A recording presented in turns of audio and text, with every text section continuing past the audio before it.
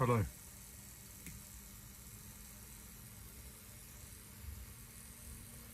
It's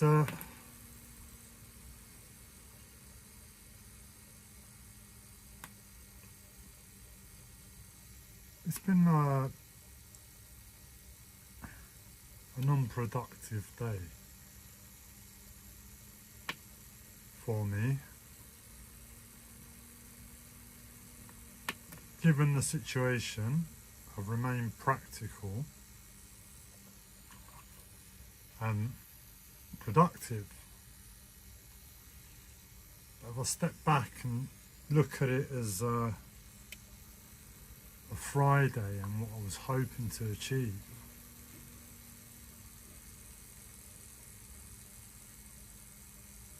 it's unproductive. So I've been doing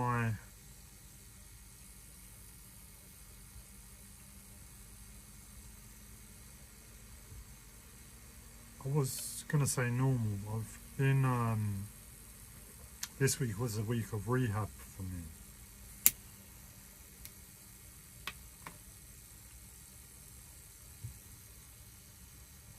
And I was meant to do X, Y and Z in terms of my health this week. And today,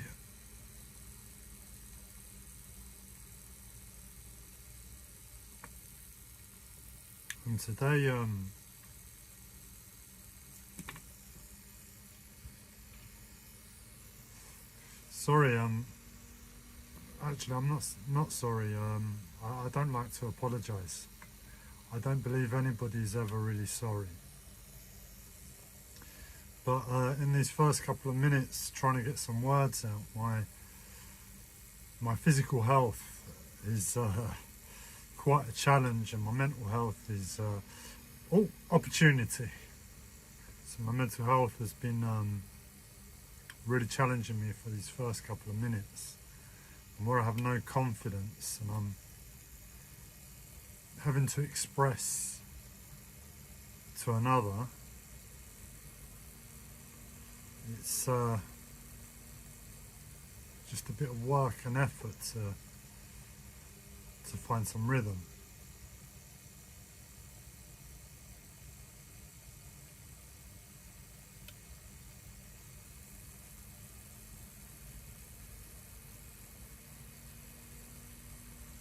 So not much has been achieved today, and I'm not complaining. I've done everything within my power, and that's just how the days look, so I let that go. It's nothing to dwell on.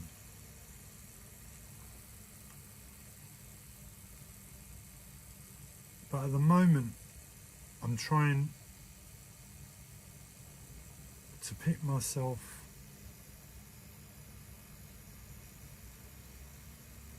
out of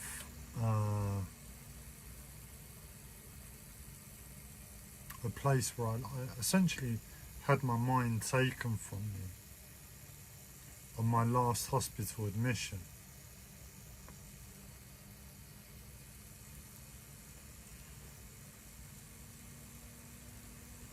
I was sectioned, so it was against my wish that I was taken to hospital.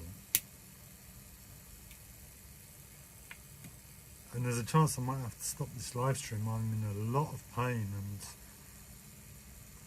it's not my mental health that's the problem, it's the physical pain I'm in.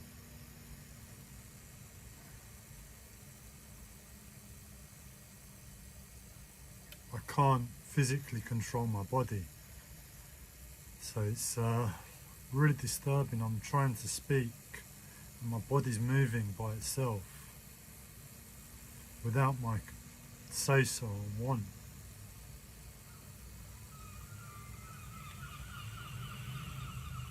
And I can get annoyed at it, and if I wasn't clear with my mental health, it could be like, oh, someone's moving my body. It's a spirit. They're taking over control of my body. I don't want to do that.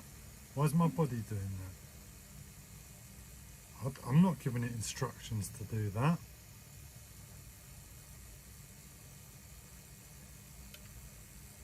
But unfortunately, the world hasn't really understood a mental health disorder and the physical body.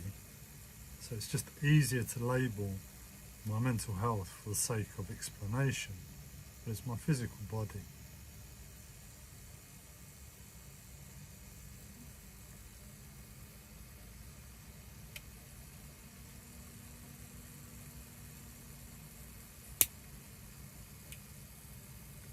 And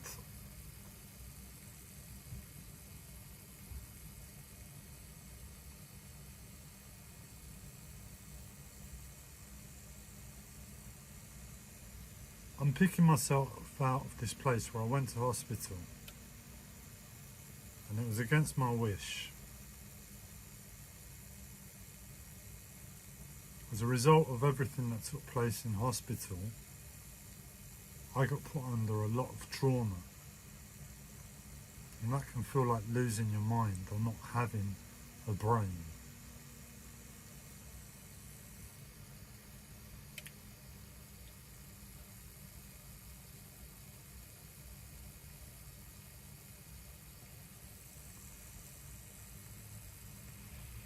And it's taken me 8 months now, 7 months now, almost 8 months, to isolate where I am within that picture and to begin implementing an actual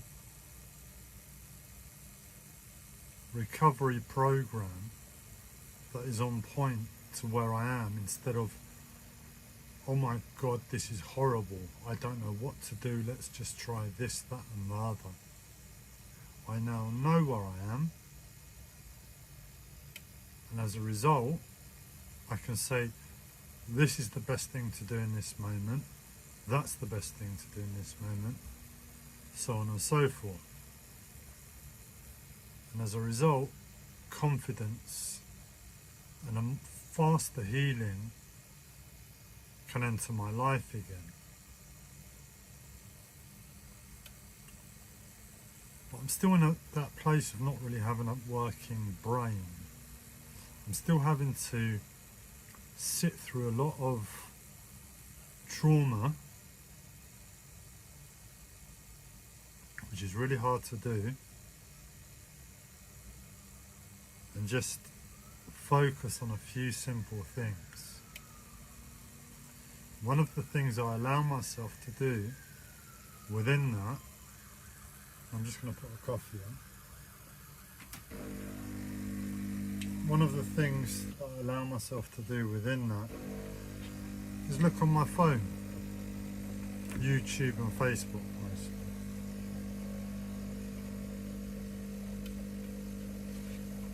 I've got them as healthy an activity as possible. In other words, too much social media can be unhealthy, but for what it is, I've made it as healthy as it can be. So I'm there and I'm looking on my phone all day on Facebook and YouTube. I don't get lost in friends' posts. It's all the posts that you see alongside, you might see alongside your friend's post that I'm looking at. So the pages and the groups and the ads and the random ones Facebook just inserts, that's what I'm looking at. And my mind's pretty much focused on the world whilst I'm doing that.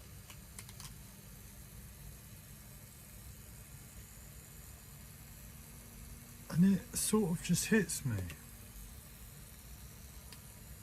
I mean, I claim to be spiritual,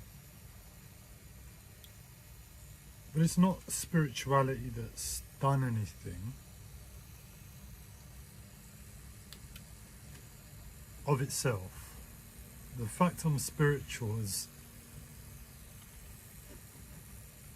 put me in a place where everything I look at, I just think, well, I don't think. But if I was to think, it would be, that's not spiritual. It's all a load of garbage. What's it saying and what's the truth?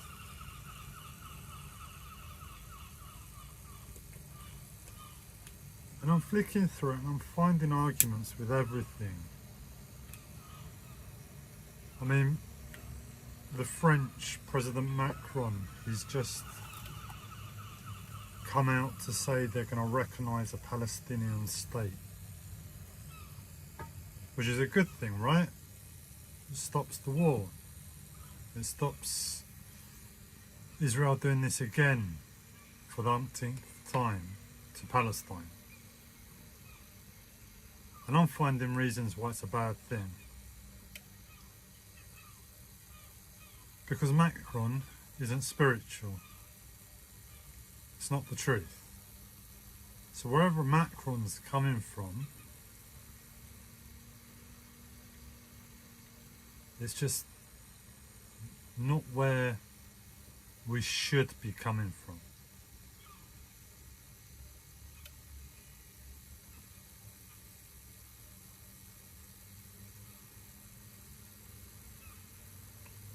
And I'm looking at philosophers, I'm looking at interesting YouTube videos on mathematics, and every single one of them, because I've been in depression, I can feel the depression on me. So it's almost like me watching my brain as a result of this heavy depression. I'm not depressed at the moment, but unfortunately depression doesn't instantly vanish. I have to do the work on my physical body so my physical body can feel alive and breathe again. So my mind is clear and the depression is gone and I don't have this weight on me. So I'm sitting there watching my body, scrolling on my phone, having a heavy depression on me that's making everything negative. And I'm not really bothered because it's truthful. Whatever comes out is truthful. And I'm aware that everything's negative. And it's not what I want, it's not what I choose.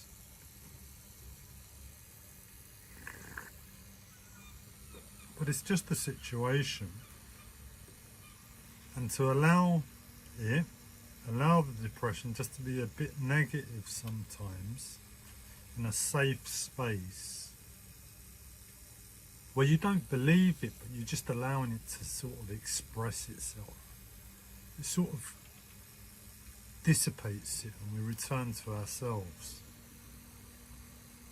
But I've been doing that all day and I'm like, right, I'm not any nearer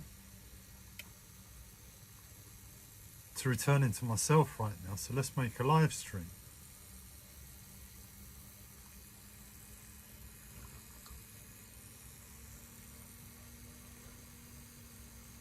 And through all of this hard work today and all of this YouTube and Facebook viewing and thinking of the world, the one thing that really sums up what I'm trying to say is that we consider each other an evolved race, an evolved species.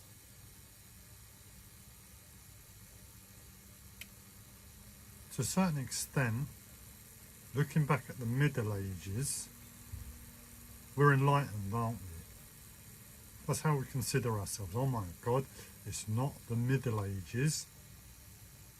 This must be better.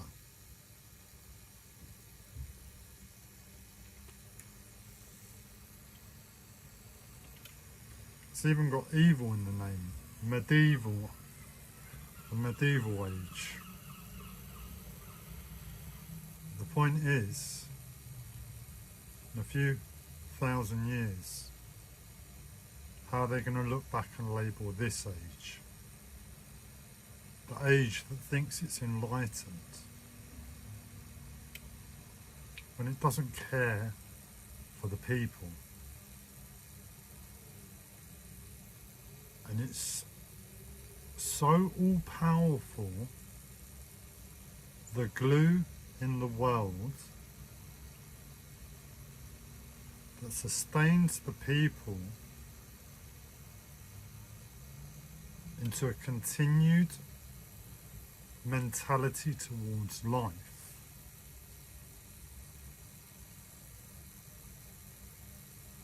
Let's just rewind and say that again. The world has a glue, and the glue is everything that we've made and built over the past thousands and thousands of years. Culture, society, monetary system and exchange, food, nutrition, basically everything that is important to life and the human being.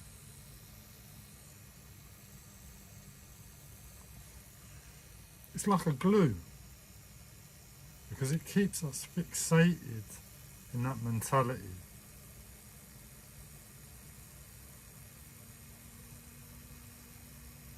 And it might feel like we've got space in it at times, but we don't. The glue always holds us. The glue always drives us. Whatever we need in the world, even our own survival instinct and nature, has to go through and operate through the glue.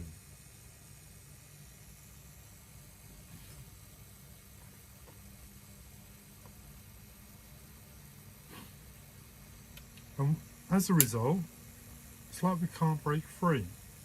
We're all glued to it. We're all glued to it.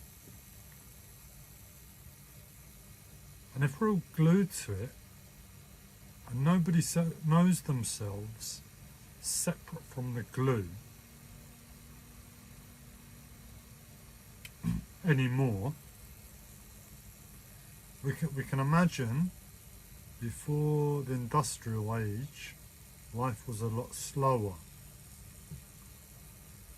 The glue that I'm talking about wasn't so organised. It wasn't so immensely powerful and controlling. We're talking about laws. We're talking about manufacturing. We're talking about the dependence upon it. In other words, if you wanted food a few hundred years ago, be a case of going out and foraging, getting some firewood too to cook it. Now it's popping to the shop. That's a glue. A few hundred years ago, it was still natural. There were elements of life that were natural within a collective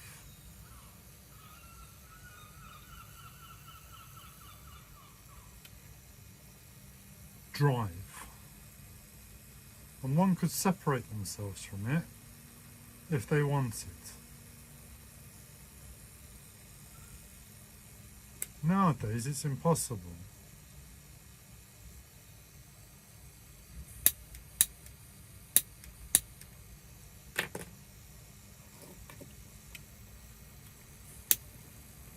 And the glue has brainwashed us all as part of its almighty power, because it's immensely powerful, we can't deny that.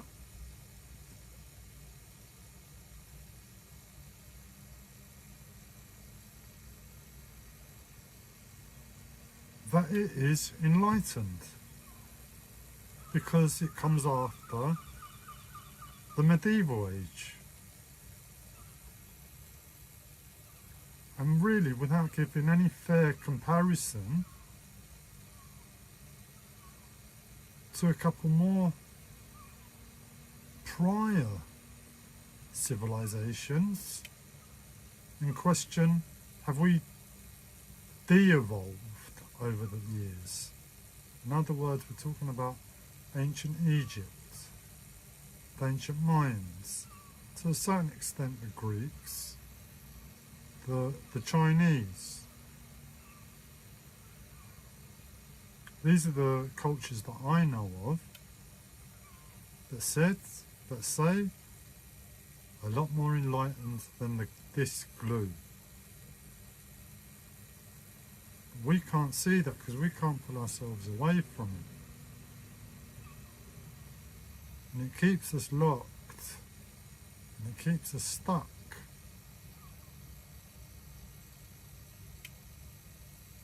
And the depression was right. I'm looking through it all and it's just all wishy-washy life. All wishy-washy life.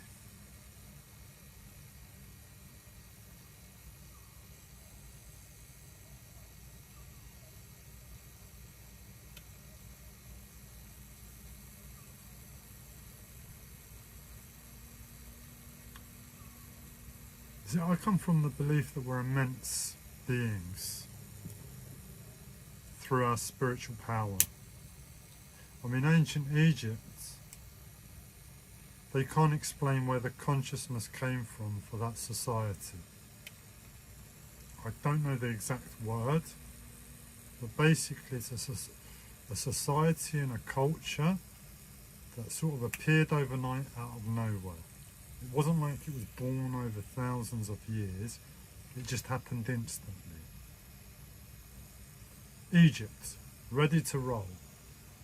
All the pyramids and everything, all the consciousness, language, hieroglyphics. This is just what the world knows of. If we wanted to talk spiritual, we're talking superhuman powers. So we don't have those superhuman powers anymore. We're just human beings. We've had 5,000 years to pursue spirituality before the collective glue would always take hold, or some sort of mishmash society of the best of all cultures. And unfortunately, spirituality has been written out of the history books. It's just wishy-washy spirituality that's easy to find today. It's wishy-washy.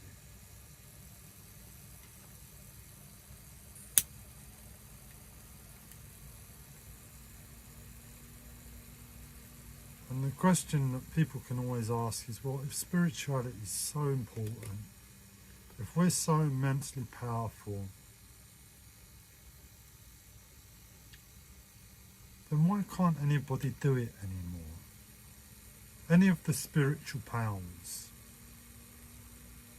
Why aren't none of them about? Why haven't none of them been kept? Why isn't spirituality in control? And why is this capitalist glue king?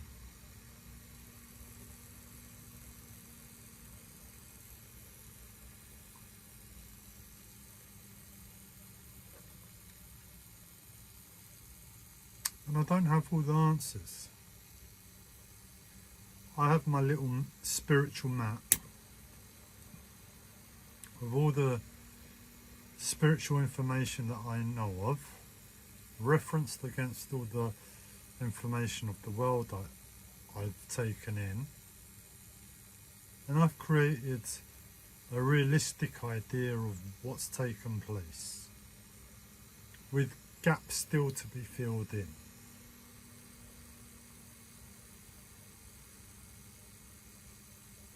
And I still have a lot of questions.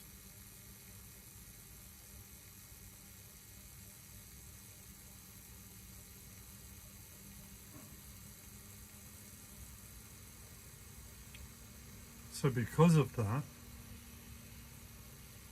because it's nowhere to be seen, and all we know is the glue,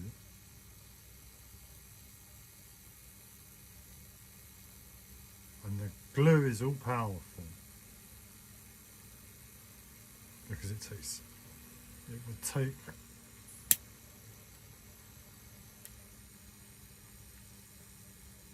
I was going to say immense, but it's more than immense. A world amount of energy for an individual to prize themselves away from it. In other words, someone would really need to know in their mind, with a clear picture of this world, that says, that's called glue, and we're all stuck to it, and it doesn't have to be that way.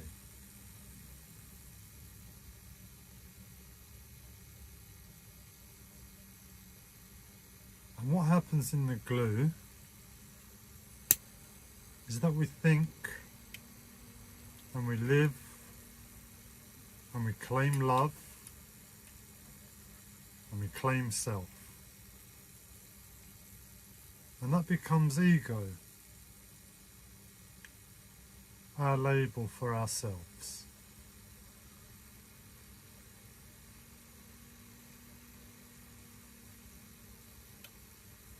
Everything that we are. But everything in spirituality says the ego is the problem.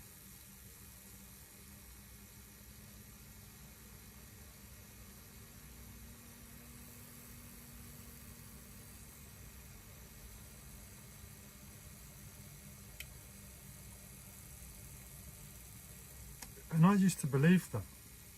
I've done so my whole life, and I still don't deny that message of spiritual teachings.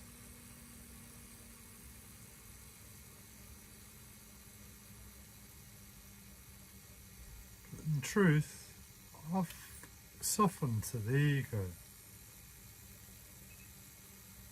As I'm here alone, in my life, trying to detach myself from the glue, getting perspectives of reality that I might be able to summon the energy to head to and pull myself out of it.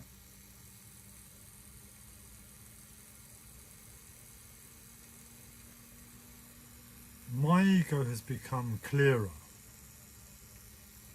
In other words, right, Gabriel, you're stuck to this glue, and you have an ego as a result. But what is it within that ego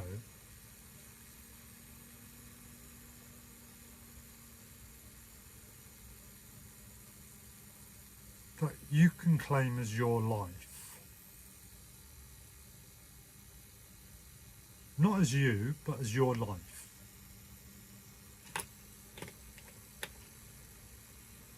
And I've seen my ego,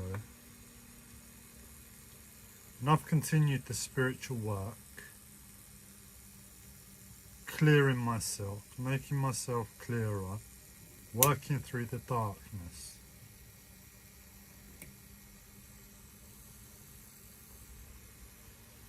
And I forgive myself, you know. I look at my ego and I think, well, despite everything, how can anyone put that ego down? It's really, really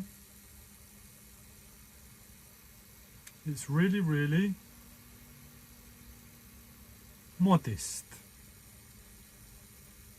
and practical.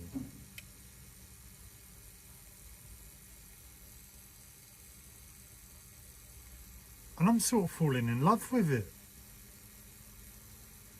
Because in my mind, this ego was always this thing that ruined our lives because we associated with it. Now, once upon a time, rewind 5 years ago, that was the case. My ego was killing me and was sending me to the grave. On top of the work from before and the work I've done since, my ego is now sending me to being superhuman, to being spiritual. So for whatever it is, I forgive the ego. The ego isn't the problem. It's the glue. I'm looking through Facebook and all I'm seeing is lots of comments by philosophers. That's what I've got a lot of on my Facebook feed.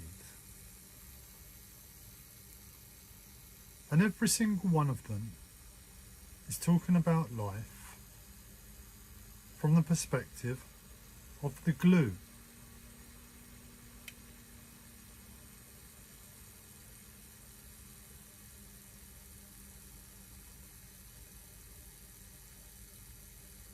What lies beyond? We're all stuck to this disillusional world. And the world tells us we are enlightened by developing weapons to kill each other. Now, we've been doing that for thousands of years.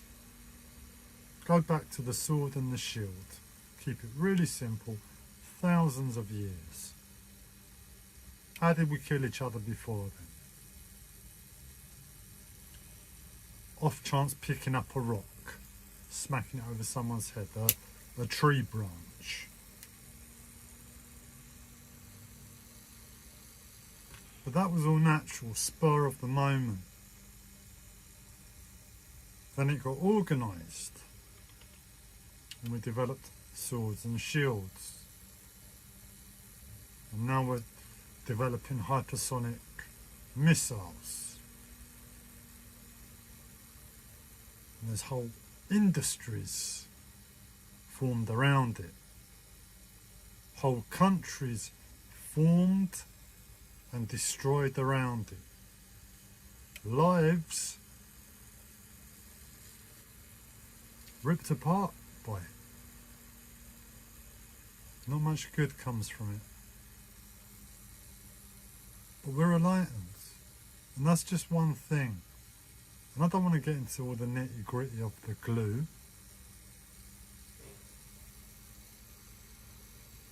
But we're an enlightened race to ourselves. That's what we tell ourselves. We've got computers now and the internet. We must be enlightened. We've never done that before.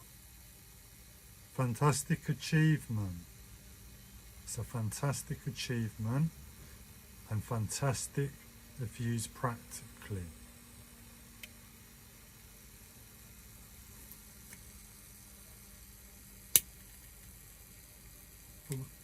In that, and that's all I've known in my life, I've forgotten Superman that was born in 1985. We're all born Superman and Superwoman. And the world slowly tells us, no, no, no. You've got an ego. How can you be Superman with an ego? You're stuck.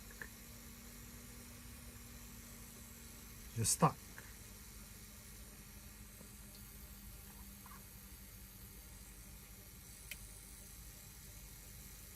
The wonders of the internet.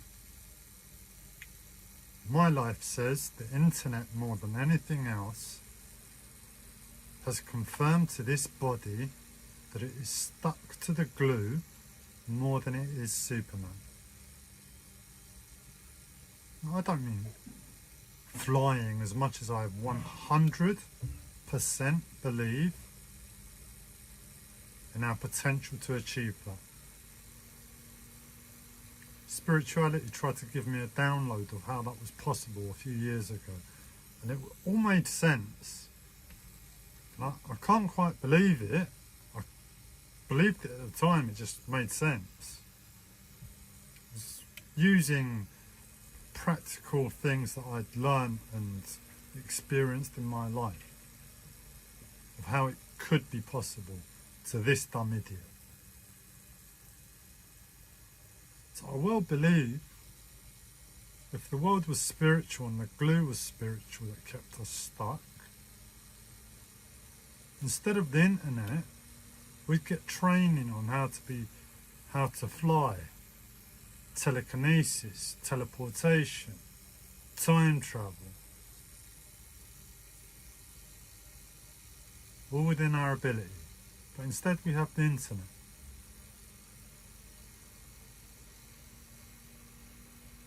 And it's the constant conditioning to someone's mind that's the real harm. Because the point is, this is a human body that was born Superman. There is nothing that should stop this human body being Superman right now, other than my mind having all of the confidence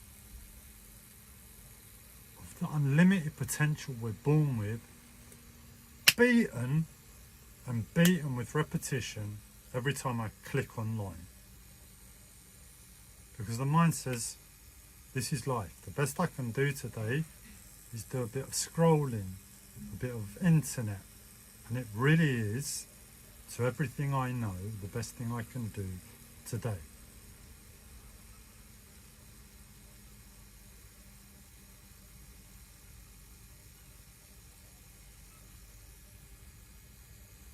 If we were able to unstick ourselves from the glue, put ourselves in an artificial bubble on an island, and all of that conditioning that's been pumped into our head that says you can't be Superman because I am great and enlightened, I am the internet. How can you be better than me? Tell me. I've got all of this information. Where is the information we can fly?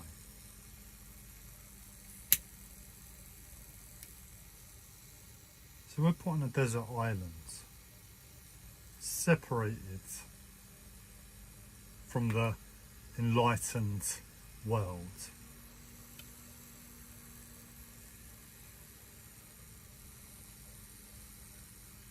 And the way the conversation was going to flow was, and all we've got is nature, and all we've got is nature.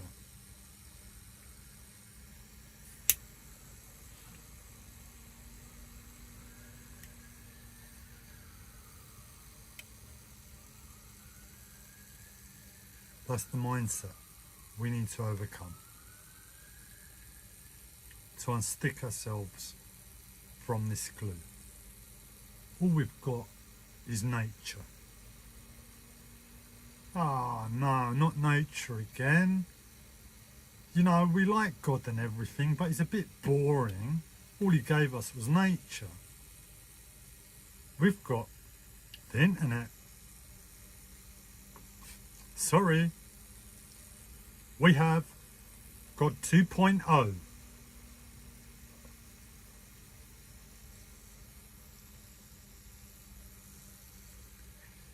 So I've sensed one of my spiritual teachers coming on board as I'm speaking, and it's kind of putting myself to shame because that's everything I am. My whole life is the internet, and I'm putting the internet down. So I'm putting myself down. I'm putting my life down. There's a huge amount of shame on me, as I almost feel like someone on my shoulder looking at me, speaking these words. But all we need is nature. God gave us nature. You're a human being. What do you need? I'll give you everything you need, human. Here's the wonder of nature. The wonder of nature. Be free. Just don't forget yourself, because, my God, with nature you are immense. With nature you could build a city with your mind. A perfect city. A perfect world. But build. What do we need to build? You know, one of the things I always find interesting is when they talk about these cultures, and we've been taught about them, the Mayans, the Greeks, the Chinese, the Egyptians. In my mind, these are enlightened cultures, civilizations. They don't tell us where and how the people lived. What they tell us about Egypt is that we've got these massive pyramids, and somehow the people performed a miraculous miracle in building these pyramids. And they've got theories on how the people must have built them. And I'm like, well, all right, that's what they did, but where did they live? Because that says a lot about the people, about the culture, the mentality, the speed of life, what the glue was like then. But all of that is missed.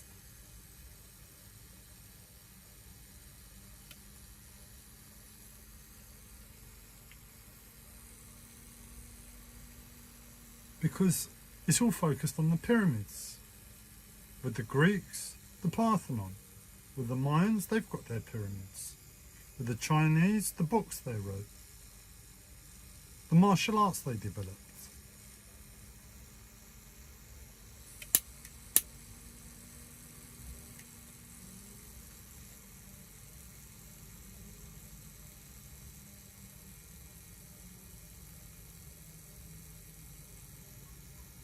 We don't need a shit thing.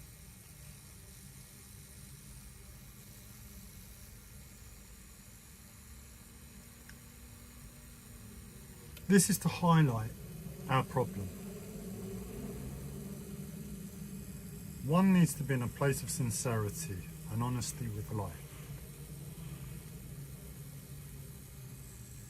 And God comes in and says, look, I gave you everything, absolutely everything. You didn't need a thing. And what's happened? You've built lots of things, and now you need everything again. I'll make you a deal. Trade everything you have within the glue for nature. Trade everything you have within the glue for nature again. All you get is nature. Will you do it? No, you're mad. One reason is because our survival mentality is now wishy-washy. Survival for our very life is wishy-washy, thanks to the glue.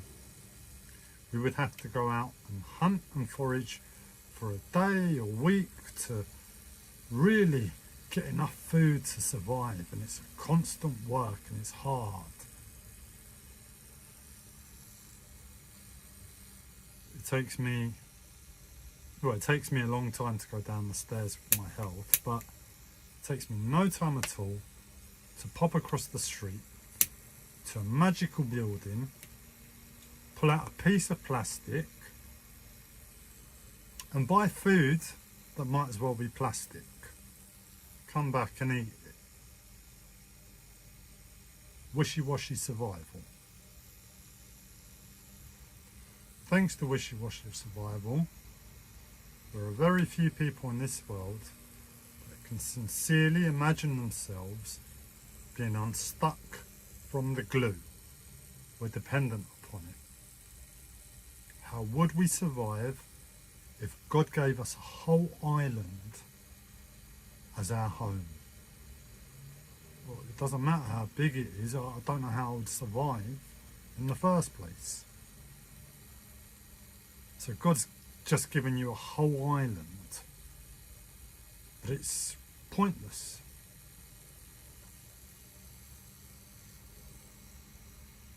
God's given a lot more than a whole island.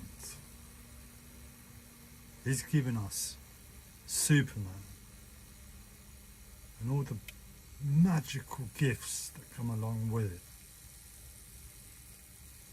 So God says to you,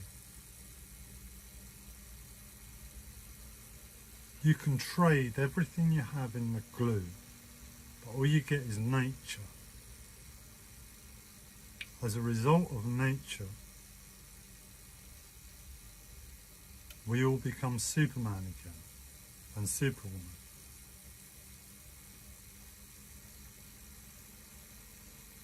I've done a lot of work on my ego.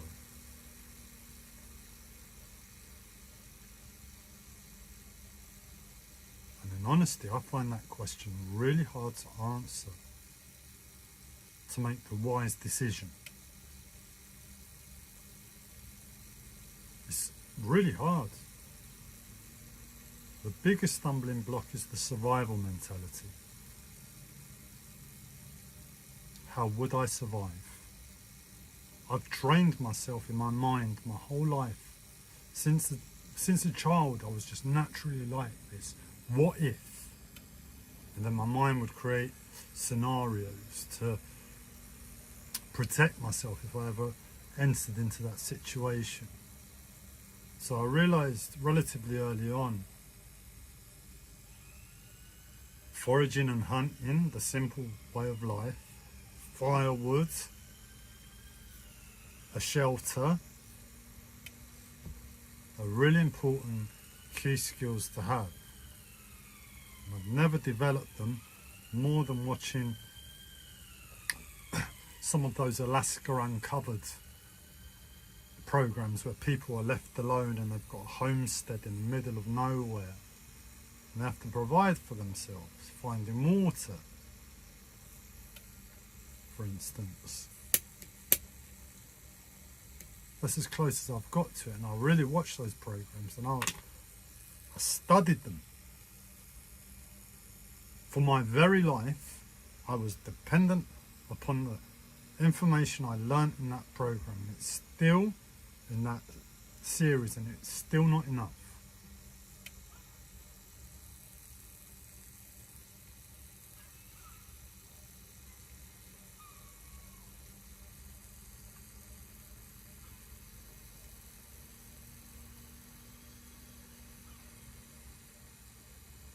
We're 8 billion people, man. We're 8 billion people. And we're all stuck to the internet. We're all stuck to the internet and disposable incomes. That's for the people who are, nobody's lucky in this situation, but that's for the rich in this world. The other half, they're all stuck to wanting the internet because we've messed up their lives, we've messed up survival for them. They have to partake at some level. Monetary system,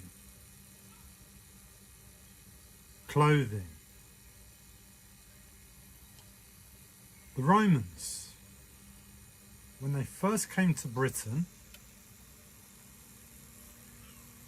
they labelled the people something blue. There was blue the way they labelled them because the ancient Britons used to cover themselves in blue ink or dye somehow.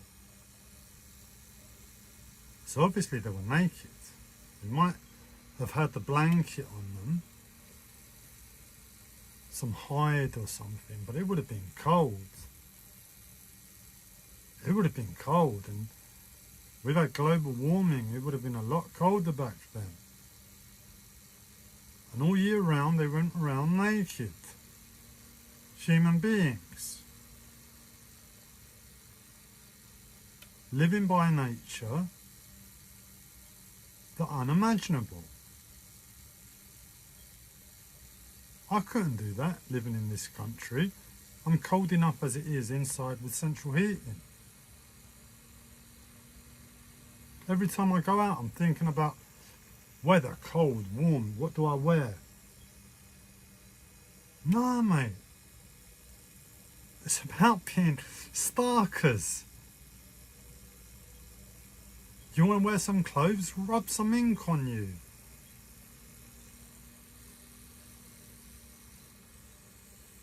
Superman isn't a man in a blue suit and a cape. He's stark bollock naked, covered in blue ink. I'm just highlighting a few things that stick in my mind. King Henry VIII's time, I don't know when that was, 1066? No, that was Battle of Hastings.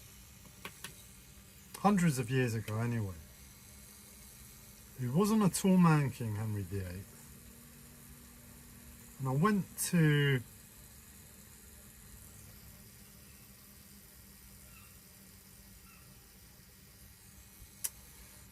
I forget his palace or a museum, and it basically had one of his swords there. And I looked at it and I didn't think a thing.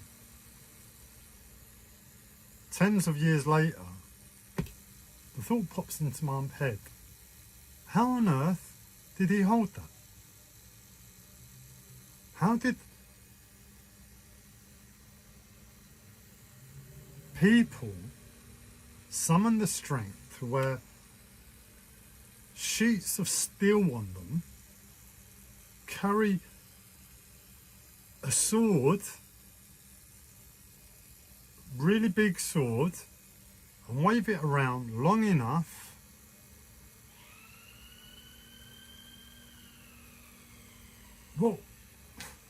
to not get killed, basically. Obviously you've got to kill someone to not be killed, but you're doing that for hours on end. You're going to war, you're there for hours. They didn't have gym memberships back then. It's not like they used to go and pump iron to train to get to the place where they're, right, load me up, guys. Yep, that's the suit. It's a bit heavier than I thought. Oh, and that's the sword. You want me to do what? Seriously, if we look at history and ask simple questions, the spirituality is revealed. The glue takes our focus and our consciousness in the wrong direction. A few hundred years after King Henry VIII, as a collective race, we're all physically weaker. Another tidbit on King Henry VIII I learnt in school is cooking.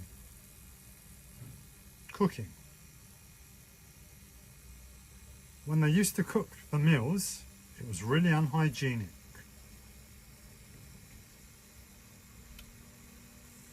And I was told as a child that the body conditions itself.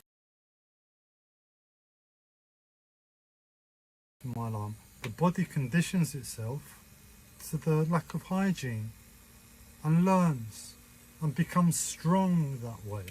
That really stuck in my head as a child. So whenever I see people getting too anal about hygiene, yeah, that's the science. But you're the Superman who's saying, oh no. Science has looked at the physical body and understood the physical body to a certain extent. And what it understands, it says, food must be hygienic, things must be clean. We don't want to rock the immune system in any way. It's imperative. If you keep everything clean, your immune system is really strong. That's what our minds are told. So that's what we believe. You give someone who lives that way an unhygienic meal, they might die because their mind believes it so much.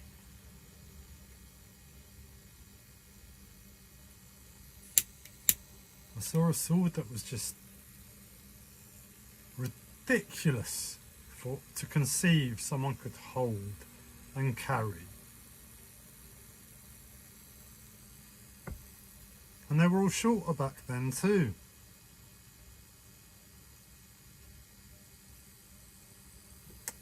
I don't know what word it is. It's like, but they were harder. They were harder. They weren't harder like, oh, I'm hard, I can take a beat, you know. It's not about being hard. They were more simple. They were more honest to God's gift. They were closer to God's gift, and as a result, they were closer to being Superman.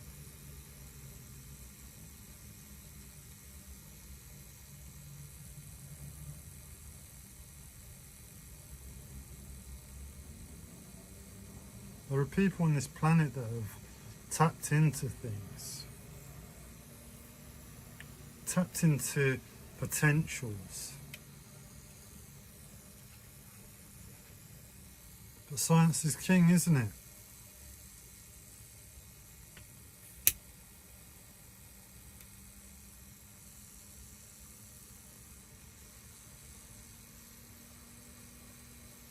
God is a theory, and as of yet, science is still a working theory.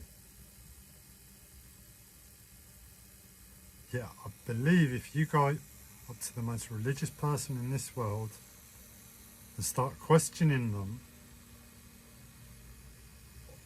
on what they know of science and the impact that it has on their life, I wouldn't be surprised to find out, oh no, their God is actually science.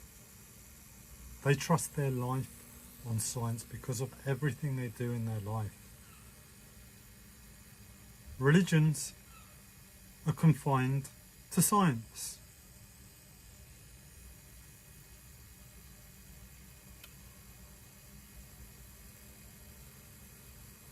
It's like we've got to find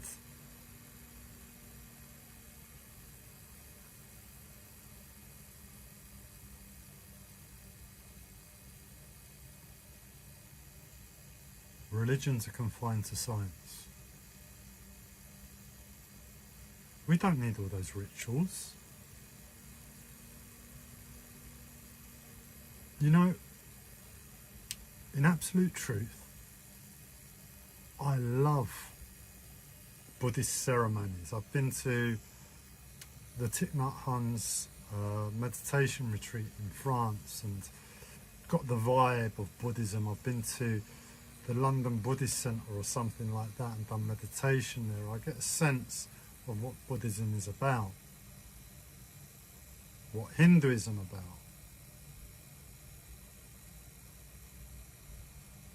And in my head, I love it. I love it, not because of the ritual, but because what the ritual brings up within the human being. It's a moment of sacredness. A moment of sacredness.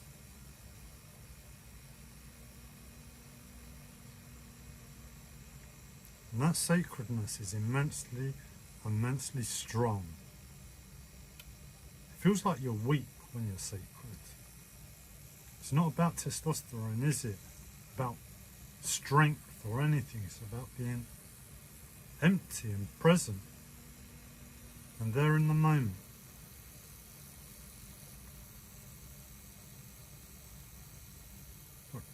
God gave us nature.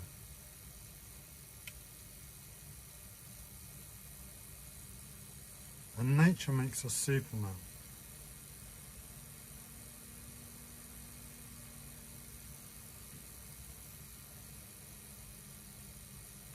And it's like a sacred experience all the time.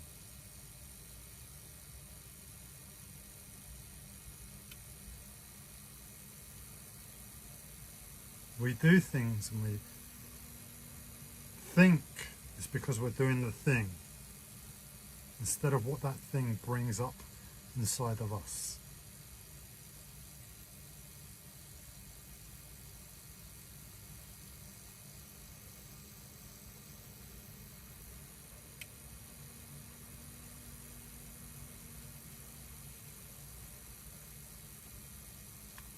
At the moment, I've devoted the next part of my life to fixing the glue so we can get our minds clear and start making enlightened decisions.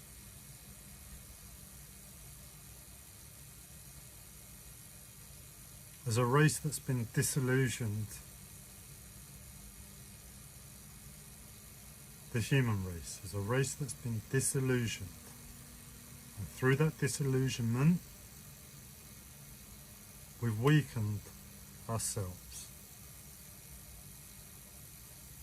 And to find ourselves in that place, because the truth makes us stronger. First, come back to yourself. Come back to ourselves. I know the most important thing to do is to come back to myself. That place within me that's observing me, scrolling on my phone, watching the depression, making everything negative, picking the glue apart, and knowing it's the best thing I can practically do today. That's the truth.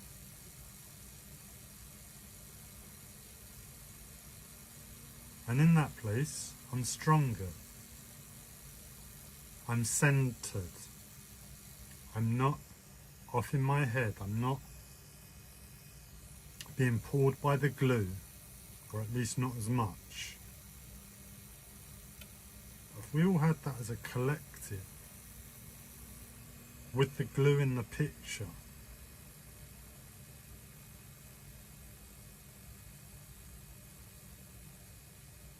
that's when the work really begins. That's when life and living on any level begins. Forget Superman. We're stuck in the glue. At the moment, Superman looks sexy. Sacredness looks sexy, and that's wrong. The brain is a bit miswired there, and as a result of it looking sexy, we're never going to get there. So we've got to put it to the side, but know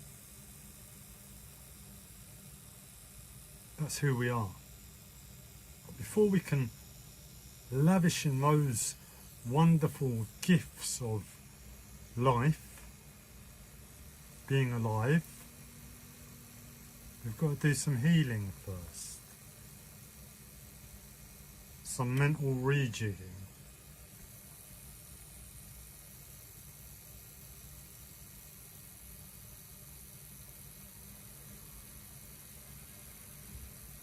Don't worry. Spirituality's been written out of the history books. All it takes is for somebody to open their eyes and ask some simple questions about some simple things. And remember, the whole world worships science as God first. Then it has religion, then it has religion. What's that thing? Nobody above the king except for God? Well, there's somebody in front of God too, and that's science. Even for the ones that think they believe in God. What reality says is that their life believes in science.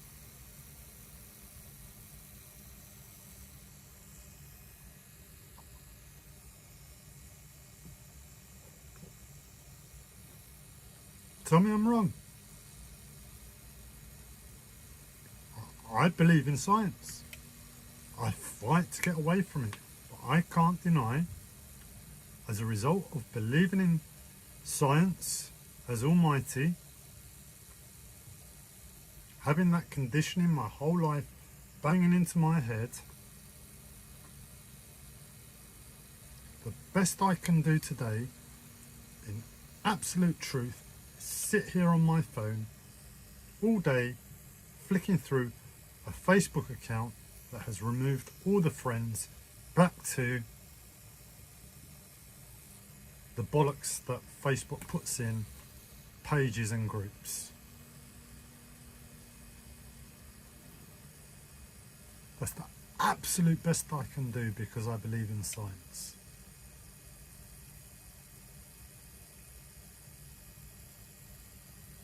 And I accept that. That's the horrible truth. And I'm going to go about and do my best to clean up the glue and just get it in the right perspective. If we're lucky, the angels will perform a few miracles to shock the world at the same time. That would be nice. Not essential. What's essential is that it's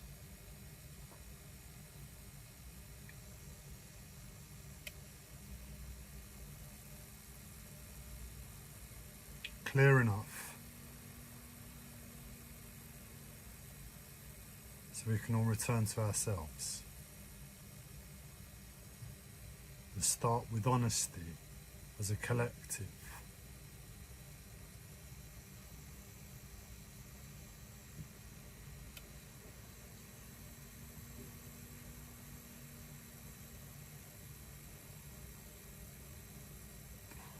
Start with honesty as a collective.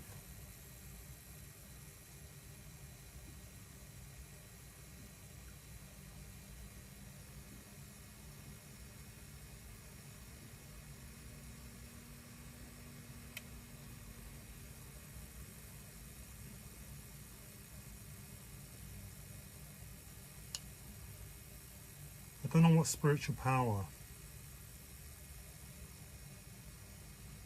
I'm most looking forward to trying. Oh, well, we will win. We will win. And we will become Superman and Superwoman again. It's just not to focus on. It's not to get caught up about. It's not to feel down about. But have a little dream about it every so often isn't a problem. It's a good thing. I don't know what spiritual power I'm going to enjoy the most.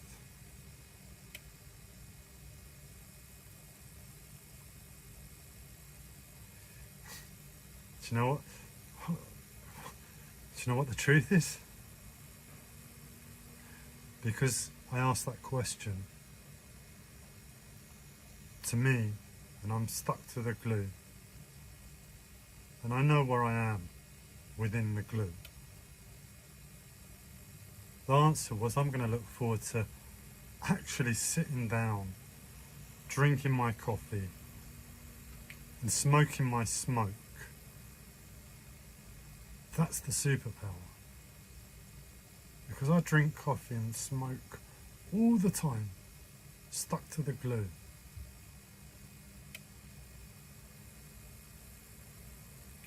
The glue drinks my coffee, the glue drinks my smoke.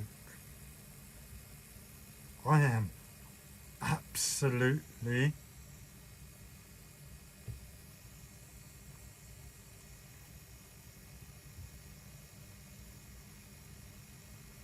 waiting for that moment when I get to drink it and I get to smoke it.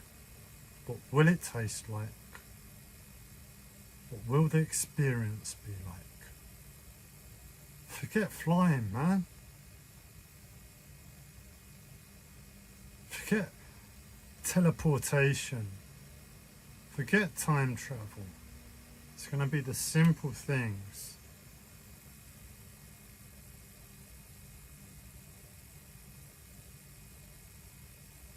Because we remember nature in that moment when it's simple. Coffee's a bean that comes from nature. Tobacco, it's a leaf, it's nature. We can imagine as Superman, we might sit down and drink a coffee. We might smoke some tobacco every so often. Just because.